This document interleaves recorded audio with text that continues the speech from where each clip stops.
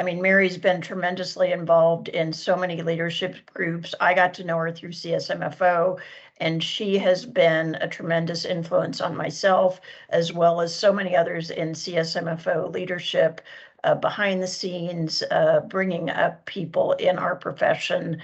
And I just kind of want to ask, I mean, when we look at the state of our profession in government, even with HdL, you see the sort of hiring issues people are having today.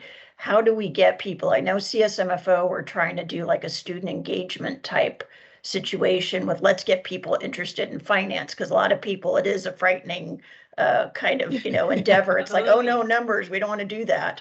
But there are aspects, different aspects of government or our company with IT, whatever the case may be.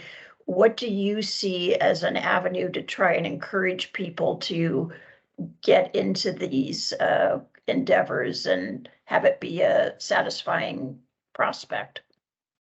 Well, of course, one thing is to find good people and then snag them. I know HdL snagged you, and I think Jim Troop was snagged along with several other, I don't know if he's on the call, but so the government finance officers recently commissioned a report on the hiring problem in government.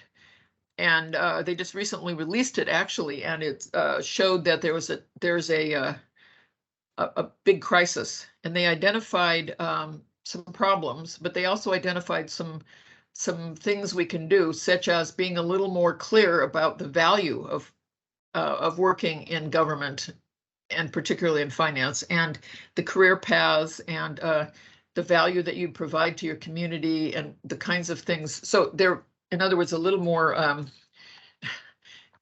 as opposed to, oh no, just a little more awareness. But I know there's so much more involved in trying to get a hold of students or people that you see, and we constantly take a look and say, oh, we know that person, let's see if they might be interested in a job.